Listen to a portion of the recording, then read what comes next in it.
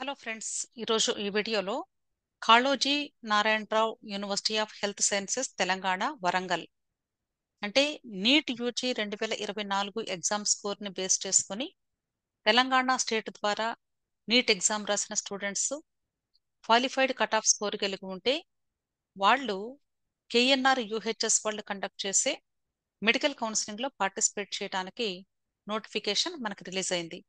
ఈ నోటిఫికేషన్కి సంబంధించి డీటెయిల్స్ మీకు ఎక్స్ప్లెయిన్ చేస్తాను. అంటే అసలు ఎవరెవరు ఈ కౌన్సిలింగ్ లో పార్టిసిపేట్ చేయొచ్చు, ఈ కౌన్సిలింగ్ లో పార్టిసిపేట్ చేయడానికి కావలసినటువంటి రిక్వైర్మెంట్స్ ఏంటి అనేది మీకు డీటెయిల్ గా ఎక్స్ప్లెయిన్ చేస్తాను.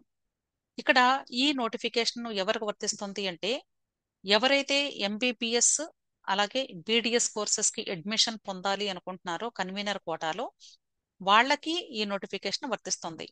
అంటే ఒకవేళ ఎవరికైనా స్కోర్ తక్కువ వచ్చి ఉంటే బీడిఎస్ కి పార్టిసిపేట్ చేయాలి అన్నా సరే ఇప్పుడే వీళ్ళు అప్లికేషన్ పెట్టుకోవాల్సి ఉంటుంది. ఇది కేవలము కన్వీనర్ కోటాకి సంబంధించినటువంటి నోటిఫికేషన్ మాత్రమే. అంటే ఫ్రీ సీట్స్ అనొచ్చు, లేదా ఏ కేటగిరీ సీట్స్ అనొచ్చు, అలాగే కన్వీనర్ కోటా సీట్స్ అంటారు. ఇంకొక పేరు కూడా ఉంది, దానికి కాంపిటెంట్ అథారిటీ కోటా అంటారు. అన్ని పేర్లు కూడా ఒకటే మీనింగ్ ఉంటాయి. ఓకే, దీనికి సంబంధించి ఇంపార్టెంట్ డేట్స్ కూడా ఇచ్చారు. ఈ నోటిఫికేషన్ ఆగస్టు 3వ తారీఖున రిలీజ్ అయింది. రిజిస్ట్రేషన్, అప్లికేషన్ ఫిల్లింగ్ అలాగే పేమెంట్ ఈ ప్రాసెస్ చేయడానికి డేట్స్ ఆగస్టు 4వ తారీఖు నుండి ఆగస్టు 13వ తారీఖు వరకు కూడా ఫిక్స్ చేశారు. రిమైనింగ్ డేట్స్ అంటే నెక్స్ట్ స్టెప్స్ ఉంటాయి కదండి, వాటన్నిటికీ కూడా డేట్స్ తర్వాత ఇష్యూ చేస్తాము అని చెప్పారు. క్లియర్? నెక్స్ట్ అసలు ఈ కౌన్సిలింగ్ లో పార్టిసిపేట్ చేయాలి అంటే అసలు ఎవరెవరు పార్టిసిపేట్ చేయాలి అనే దానికి బేసిక్ ఎలిజిబిలిటీ క్రైటీరియా ఏంటంటే ఓసీ ఈడబ్ల్యూఎస్ కేటగిరీ స్టూడెంట్స్ కి కట్ ఆఫ్ స్కోరు 162 మార్క్స్ ఉండాలి. అంటే నీట్ స్కోరు 162 మార్కులు కనీసం ఉండాలి. అంతకంటే తక్కువ ఉంటే పార్టిసిపేట్ చేసే అవకాశం లేదు. అంతేకాకుండా పర్సంటైల్ కూడా 50th పర్సంటైల్ ఉండాలి.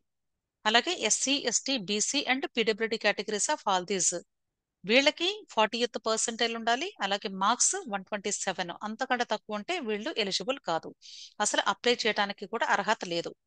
అలాగే పర్సన్స్ విత్ డిజబిలిటీ ఓసీ అన్నారు, వీళ్ళకి 45th పర్సంటైల్ విత్ 144 మార్క్స్ ఉండాలి. క్లియర్? అలాగే ఏజ్ పరంగా కూడా చెప్తున్నారండి. స్టూడెంట్ కి 2024 డిసెంబర్ 31వ తారీఖుకి 17 సంవత్సరాలు నిండి ఉంటేనే వాళ్ళు మాత్రమే ఇప్పుడు ఈ కౌన్సిలింగ్ లో పార్టిసిపేట్ చేయడానికి అవకాశం ఉంది. ఒక్క రోజు తగ్గినా కూడా పార్టిసిపేట్ చేసే అవకాశం లేదు. క్లియర్? అంటే మీకు అందరికీ డౌట్ రావచ్చు, ఇవన్నీ ముందే నీట్ ఎగ్జామ్ అప్పుడు అందరికీ తెలుసు కదా మేడం, మరలా చెప్తున్నారు ఏంటని.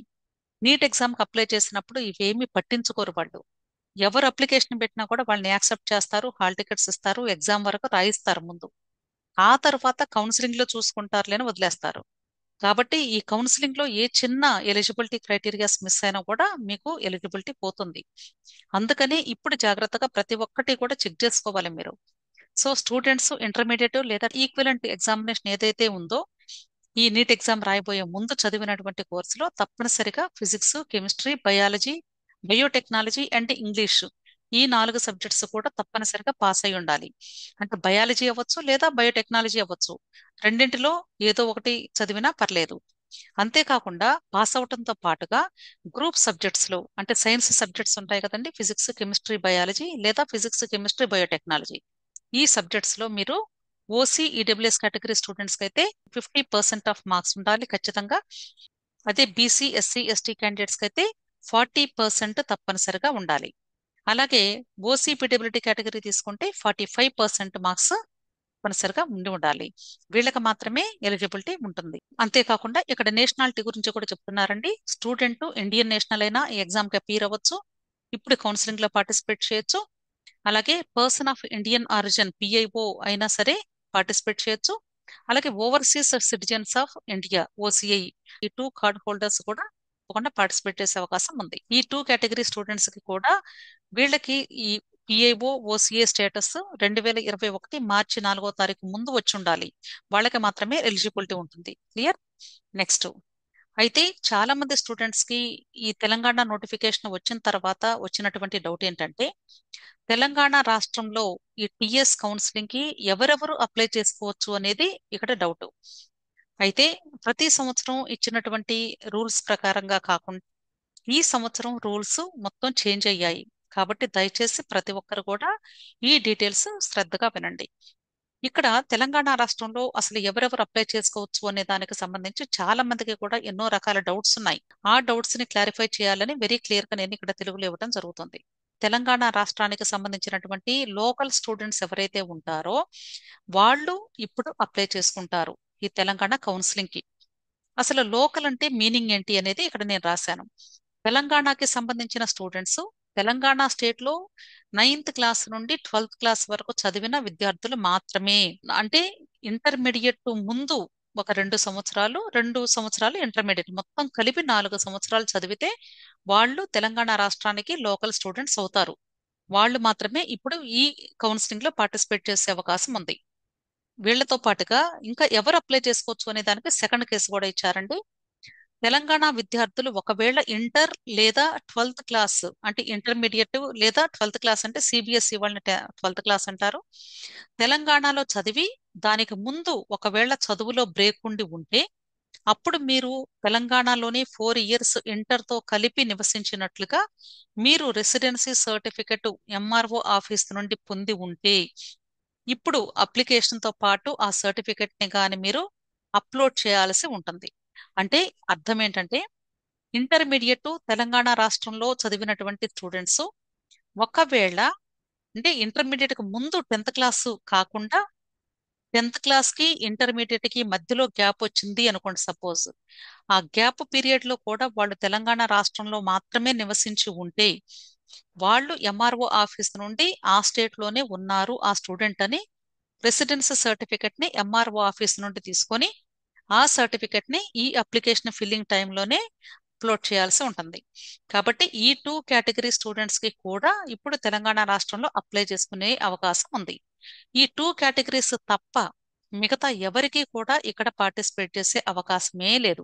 రెసిడెన్స్ సర్టిఫికెట్ మీరు అప్లోడ్ చేయాలి అని చెప్పాను. దానికి సంబంధించి మన ప్రాస్పెక్టస్ లాస్ట్ పేజెస్ లో ఈ ప్రొఫార్మా ఇచ్చారండి. దీన్ని మీరు డౌన్లోడ్ చేసుకోండి. డౌన్లోడ్ చేసుకొని ఈ డీటెయిల్స్ అన్ని ఫిల్ చేసి ఎంఆర్ఓ గారితో సంతకం చేయించుకోవాలి. సంతకం చేయించుకున్న తర్వాత దీన్ని స్కాన్ చేసి అప్లికేషన్ ఫిల్లింగ్ టైంలో మీరు అప్లోడ్ చేయాల్సి ఉంటుంది. అయితే తెలంగాణ రాష్ట్రంలో ఎవరు అప్లై చేయకూడదు అనే దానికి కూడా నేను లిస్ట్ ఇచ్చానండి. 2023 కౌన్సిలింగ్ వరకు కూడా చాలా మంది స్టూడెంట్స్ ఏపీ నుండి అలాగే non local category students apply చేస్తూ ఉండేవాళ్ళు. వాళ్ళందరికీ కూడా కొన్ని డౌట్స్ ఉన్నాయి. అంటే అసలు ఎవరెవరు అప్లై చేయొచ్చు, ఎవరెవరు చేయకూడదు అనేది కూడా తెలియాలి కదా వాళ్ళకి. అందుకనే నేను ఈ డీటెయిల్స్ క్లియర్ గా ఇస్తూ ఉన్నాను. ఫస్ట్ కేటగిరీ వచ్చి AP students Telangana state counselling లో పాల్గొనకూడదు.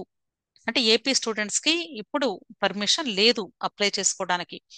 నెక్స్ట్ సెకండ్ వన్ వచ్చేసి తెలంగాణకి సంబంధించిన స్టూడెంట్స్ తెలంగాణ స్టేట్ లో కాకుండా బయట రాష్ట్రాలలో లేక దేశాలలో 12th క్లాస్ చదివినా కూడా తెలంగాణ కౌన్సిలింగ్ లో పార్టిసిపేట్ చేయకూడదు. అంటే ఖచ్చితంగా తెలంగాణ స్టేట్ లో ఇంటర్మీడియట్ చదివి తీరాల్సిందే స్టూడెంట్. ఇంటర్మీడియట్ 2 ఇయర్స్ చదవాలి. దానికంటే ముందు 2 సంవత్సరాలు తెలంగాణ స్టేట్ లో ఉండి తీరాల్సిందే. అంటే 4 సంవత్సరాలు ఖచ్చితంగా తెలంగాణ రాష్ట్రంలో ఉండాలి. ఈ 4 సంవత్సరాల్లో స్టూడెంట్ ఏ ఒక్క సంవత్సరం బయట రాష్ట్రంలో కానీ బయట దేశంలో కానీ చదివితే వాళ్ళు ఇప్పుడు పార్టిసిపేట్ చేసే అవకాశమే లేదు. థర్డ్ కేటగిరీ వచ్చి తెలంగాణ రాష్ట్రానికి సంబంధించిన తల్లిదండ్రుల 10 ఇయర్స్ డొమిసైల్ ఆధారంగా వాళ్ళ పిల్లలకు తెలంగాణ స్టేట్ లో అప్లై చేసుకునే అవకాశం లేదు. ఈ పాయింట్ లో నేను ఇంతకు ముందు చాలా వీడియోస్ చేశానండి. ఆ వీడియోస్ చూసి చాలా మంది తల్లిదండ్రులు 2023 అంటే అక్కడ డొమిసైల్ సర్టిఫికేట్ ఫార్మాట్ ని మాడిఫై చేసుకుని కూడా ఆల్రెడీ డొమిసైల్ సర్టిఫికెట్స్ కూడా తీసుకుని రెడీగా ఉన్నారు.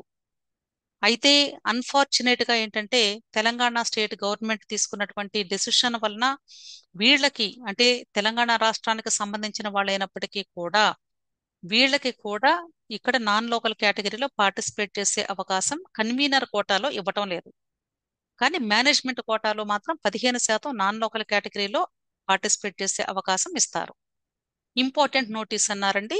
Candidates who are domiciles of other states are not eligible to participate in Telangana medical and dental counselling అన్నారు.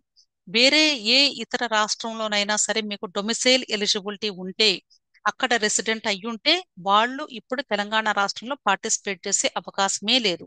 నెక్స్ట్ రిజర్వేషన్ కేటగిరీస్ గురించి చెప్పారండి. సింగరేణి కాలరీస్ రామగుండంలో ఉంది. రామగుండం గవర్నమెంట్ మెడికల్ కాలేజ్ లో సింగరేణి కాలరీస్ లో పనిచేసేటువంటి తల్లిదండ్రుల యొక్క పిల్లలకి 5% సీట్లని అక్కడ ఎంప్లాయీస్ పిల్లలకి ఇవ్వటం జరుగుతుంది. టోటల్ గా 150 సీట్స్ ఉంటే దానిలో 15% ఆల్ ఇండియా కోటాకి వెళ్లిపోగా అంటే 23 సీట్స్ తీసివేయగా మిగిలినటువంటి 127 సీట్స్ లో 5% సీట్లు అంటే 7 సీట్లు వస్తాయండి. ఆ 7 సీట్లని కూడా రిజర్వేషన్ కేటగిరీ ప్రకారంగా అంటే ఎస్సీ, ఎస్టీ, బీసీ, ఓసీ అన్ని కేటగిరీస్ కి కూడా డివైడ్ చేసుకుంటూ ఇక్కడ ఈ సీట్స్ ని కేటాయించడం జరుగుతుంది. అయితే ఎవరైతే ఈ సింగరేణి కాలరీస్ కి సంబంధించి అప్లై చేసుకోవాలి అనుకుంటారో ఈ రిజర్వేషన్ కేటగిరీకి వాళ్ళు ఖచ్చితంగా మీరు మేనేజ్మెంట్ డైరెక్టర్ సింగరేణి కాలరీస్ నుండి సర్టిఫికేట్ పొందాల్సి ఉంటుంది. అక్కడ అప్లై చేసుకోవాలి ఫస్ట్ మీరు. మేము నీట్ కౌన్సిలింగ్ కి వెళుతున్నాము, ఇట్లా మేము ఈ కేటగిరీలో పార్టిసిపేట్ చేయాలనుకుంటున్నాము అంటే వాళ్ళు మీకు ఒక సర్టిఫికేట్ ఇస్తారు. దాన్ని కూడా ఆన్లైన్ అప్లికేషన్ ఫిల్ చేసేటప్పుడు మీరు అప్లోడ్ చేయాల్సి ఉంటుంది. క్లియర్? అలాగే ఎన్సిసి క్యాండిడేట్స్ కి సంబంధించి కూడా గ్రేస్ మార్క్స్ యాడ్ చేస్తూ ఉంటారు తెలంగాణ స్టేట్ లో. దానికి కూడా ఎవరికి ఎంత పర్సెంటేజ్ ఆఫ్ మార్క్స్ ని యాడ్ చేస్తారు అనేది ఇక్కడ క్లియర్ గా ఇచ్చారు. ఫస్ట్ కేటగిరీ వచ్చి participation in republic day camp RDC అన్నారు. ఎవరైనా స్టూడెంట్ రిపబ్లిక్ డే క్యాంప్ లో కానీ పార్టిసిపేట్ చేస్తే వాళ్ళకి 7% గ్రేస్ మార్క్స్ యాడ్ చేస్తామంటున్నారు. అలాగే participation in Thal Sainik camp TSC లేదా విఎస్సి ఆర్ ఎన్ఎస్సి ఈ 3 కేటగిరీస్ లో కానీ పార్టిసిపేట్ చేస్తే 5% అంటున్నారు. అలాగే ఎన్సిసి బి సర్టిఫికేట్ ఉంటే వాళ్ళకి 3% గ్రేస్ మార్క్స్ యాడ్ చేస్తామన్నారు. సో ఈ కేటగిరీలో ఎవరైతే మీ దగ్గర ఏ సర్టిఫికెట్స్ ఉన్నాయో అవన్నీ కూడా ఒక సింగిల్ పీడిఎఫ్ చేసి మీరు అప్లికేషన్ తో పాటు అప్లోడ్ చేయండి. ఓకే. నెక్స్ట్ ఇక్కడ స్పెషల్ కేటగిరీ రిజర్వేషన్స్ ఎంత పర్సెంటేజ్ ఇస్తున్నారు అనే దాన్ని కూడా ఇచ్చానండి. క్యాప్ రిజర్వేషన్ వాళ్ళకి అంటే ఆర్మీ లేదా ఎక్స్ ఆర్మీ పిల్లలకి 1% సీట్స్ ఉన్నాయి. అలాగే పీడబ్ల్యూడి కేటగిరీ స్టూడెంట్స్ కి 5% సీట్స్ ఉన్నాయి. అలాగే పిఎంసి కేటగిరీ స్టూడెంట్స్ కి 0.25% సీట్స్ కేటాయించారు. Okay. Next EWS category students కి 10% సీట్స్ కేటాయించారండి. అయితే ఈ 10% సీట్స్ ను కూడా 7 గవర్నమెంట్ మెడికల్ కాలేజెస్ లో అలాగే 1 గవర్నమెంట్ డెంటల్ కాలేజ్ లో ఫిల్ చేయడం జరుగుతుంది. క్లియర్? అలాగే రిజర్వేషన్ ఫర్ ఉమెన్ క్యాండిడేట్స్ అంటే ఉమెన్ క్యాండిడేట్స్ రిజర్వేషన్ కూడా ఉంటుందండి. గర్ల్స్ రిజర్వేషన్ అంటారు. 33.33% గర్ల్స్ రిజర్వేషన్ కూడా ఉంది. ఈచ్ కేటగిరీలో కూడా 33.33% సీట్స్ ని కేటాయించడం జరుగుతుంది. అయితే ఏ కేటగిరీలోనైనా సరే ఒకవేళ total number of girls student అంటే ఆర్డర్ ఆఫ్ మెరిట్ ప్రకారంగా కానీ ఒకవేళ 33.33% స్టూడెంట్స్ గర్ల్స్ స్టూడెంట్స్ కానీ కేటగిరీ వైజ్ గా ఫిల్ అయితే అప్పుడు ఆ రిజర్వేషన్ కేటగిరీలో ఎక్స్ట్రా 33.33% కేటాయించము అని చెప్తున్నారు. Next reservations for Anglo Indians government dental college Hyderabad లో 1 సీట్ కేటాయించారు. దీనికి సంబంధించి కూడా సర్టిఫికెట్ ని అప్లోడ్ చేయాల్సి ఉంటుంది. అయితే ఈ సర్టిఫికెట్ ని మీరు మండల్ రెవెన్యూ ఆఫీసర్ నుండి తీసుకొని దాన్ని మరలా కన్ఫర్మేషన్ కోసం secretary department of minority welfare government of Telangana దగ్గర మీరు కన్ఫర్మేషన్ చేయించుకోవాల్సి ఉంటుంది. Okay. Next PWD category students ప్రస్తుతం మీరు మీ దగ్గర ఉన్నటువంటి డిజబిలిటీ సర్టిఫికేట్ ని బేస్ చేసుకొని స్టేట్ కోటాలో అప్లికేషన్ పెట్టేటప్పుడు అప్లోడ్ చేస్తారు. ఆ తర్వాత మీ సర్టిఫికేట్ ని వెరిఫై చేయడానికి అలాగే ఫిజికల్ గా కూడా మిమ్మల్ని వెరిఫై చేయడానికి కేఎన్ఆర్ యూహెచ్ఎస్ మెడికల్ బోర్డు వాళ్ళు ఒక షెడ్యూల్ ని ఫిక్స్ చేసి షెడ్యూల్ ప్రకారంగా ఏ రోజు ఏ డేట్ కి ఎక్కడికి వెళ్ళాలి అనేది మీకు కంప్లీట్ ఇన్ఫర్మేషన్ వెబ్సైట్ లో పెడతారు. ప్రతి ఒక్కరు కూడా వెబ్సైట్ ను వాచ్ చేసుకుంటూ ఉండండి. అలాగే మైనారిటీ స్టేటస్ సర్టిఫికేట్ అంటే ముస్లిం మైనారిటీ కాలేజెస్ ఉన్నాయి కాబట్టి తెలంగాణ రాష్ట్రంలో ఆ కాలేజెస్ లో కేవలము ముస్లిం మైనారిటీ క్యాండిడేట్స్ కి మాత్రమే సీట్స్ ఇస్తారు. వాళ్ళకి తప్పనిసరిగా ఈ మైనారిటీ సర్టిఫికేట్ ఉండి తీరాలి. అది ఉంటేనే ఈ కేటగిరీలో సీటు పొందే అవకాశం ఉంటుంది. ఓకే. అలాగే ఇప్పుడు రిజిస్ట్రేషన్ అండ్ అప్లికేషన్ ఫిల్లింగ్ చేయాలి అంటే తప్పనిసరిగా మీరు ప్రాసెసింగ్ ఫీ కూడా కట్టాల్సి ఉంటుంది. కాబట్టి ఓసీ బీసీ కేటగిరీ స్టూడెంట్స్ కి 3,500 రూపాయలు. ఇక్కడ ఈడబ్ల్యూఎస్ కేటగిరీ కూడా ఇంక్లూడెడ్ అండి. ఓసీ అంటే ఓసీ విత్ ఈడబ్ల్యూఎస్ అని ఇస్తారు. అలాగే ఎస్సీ ఎస్టీ క్యాండిడేట్స్ కి 2,900 రూపాయలు. అంటే మనకి ప్రాస్పెక్టస్ లో ఇచ్చింది నేను పెట్టాను. ఓసీ మీన్స్ ఈడబ్ల్యూఎస్ అని కూడా అర్థం. అలాగే ఇక్కడ హెల్ప్ లైన్ నెంబర్స్ ఇచ్చారు. ఈ హెల్ప్ లైన్ నెంబర్స్ ప్రతి ఒక్కరు కూడా ఒక నోట్బుక్ లో రాసుకోండి.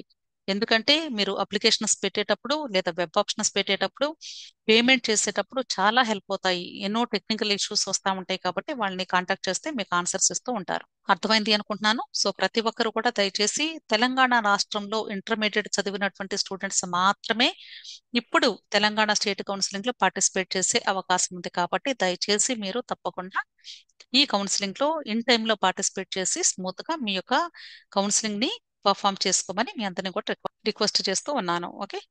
అలాగే టెలిగ్రామ్ గ్రూప్ కూడా ఉందండి.